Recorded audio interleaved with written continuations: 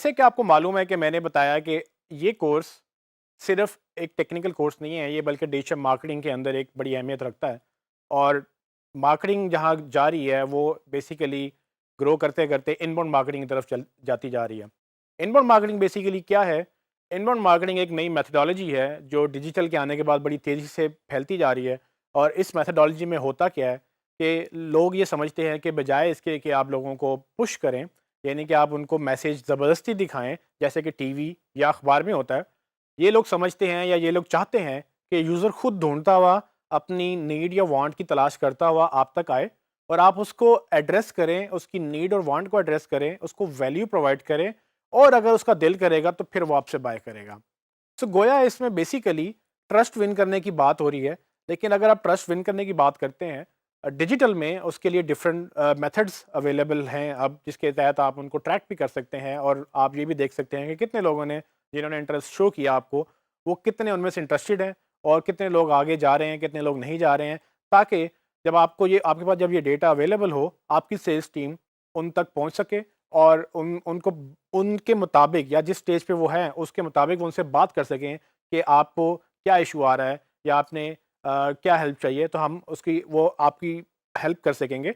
और इस तरह से वो इनबाउंड मार्केटिंग बजाय इसके कि आप ज़बरदस्ती उनको कुछ बेचें, वो उनकी डिमांड पूरी करते करते आप अपनी मार्केटिंग वो पूरी करते हैं।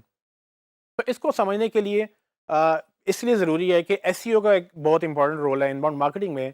गोया हमारा इनबाउंड मार्केटिंग का कोर्स नहीं है, ना ही हम इसको ज़्यादा डिटेल में डिस्कस करेंगे, लेकिन ये मैंने मुनासिब समझा कि आपको मैं बताऊं कि एसईओ आगे चल के कहाँ पर एक बड़ी पिक्चर में कहाँ फिट बैठती है, जो कि इनबाउंड मार्केटिंग कहलाती है।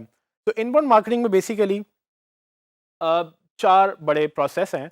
जैसे कि आप स्क्रीन पे देख सकते हैं कि इनबाउंड मार्केटिंग में 4 बड़ी स्टेजेस हैं। इससे एक और स्टेज मैं काउंट करता हूँ, वो प्लानिंग की स्टेज है, लेकिन प्रोसेस में वो काउंट नहीं होती। सो आपको इन इन स्टेजेस के लिए प्लानिंग करनी पड़ती है। लेकिन प्लानिंग करने के बाद ये 4 स्टेजेस क्या हैं? तो सबसे पहली अट्रैक्ट।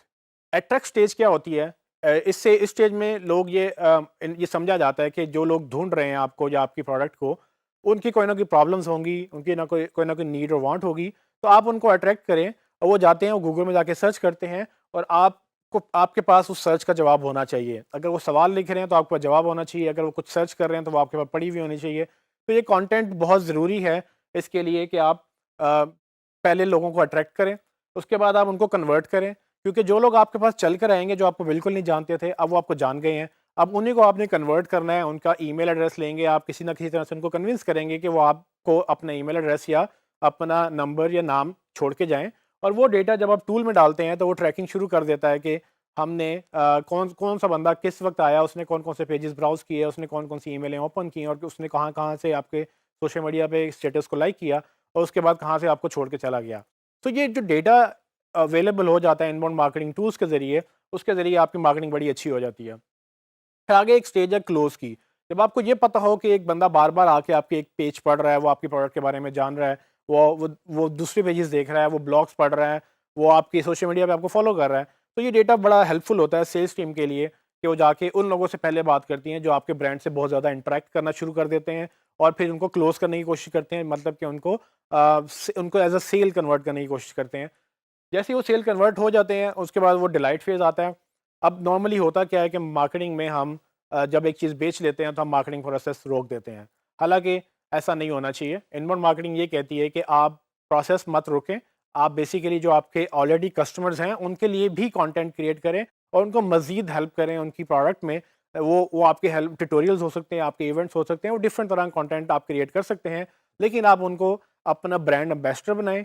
ब्रांड एम्बेसडर का मतलब ये है कि वो आपसे इतने खुश हों कि वो आपका ब्रांड दूसरों तक लेके जाएँ। जब भी वो कोई बात करें आपके प्रोडक्ट से रिलेटेड, कोई भी बात करें, वो आपका नाम बताएँ और वो आपके प्रमोटर्स बन जाएँ और वो आपको खुद सेल करें। सो रेफरल मार्केटिंग का कॉन्सेप्ट भी इधर से ही निकला। तो बेसिकली ये तब होगा जब वो आपसे खुश होंगे और इनको यहाँ तक पहुँचने के लिए आपको इनबाउंड मार्केटिंग का प्रोसेस अंडरस्टैंड करना ज़रूरी है। लेकिन अगेन ये हमारा टॉपिक नहीं है। अगर आप मज़ीद चाहते हैं तो आप इसको पढ़ सकते हैं। सिर्फ़ इसमें हमने एसईओ कहाँ पर फिट बैठती है, मैं वो आपको चीज़ें अगले टॉपिक में क्लियर करूँगा।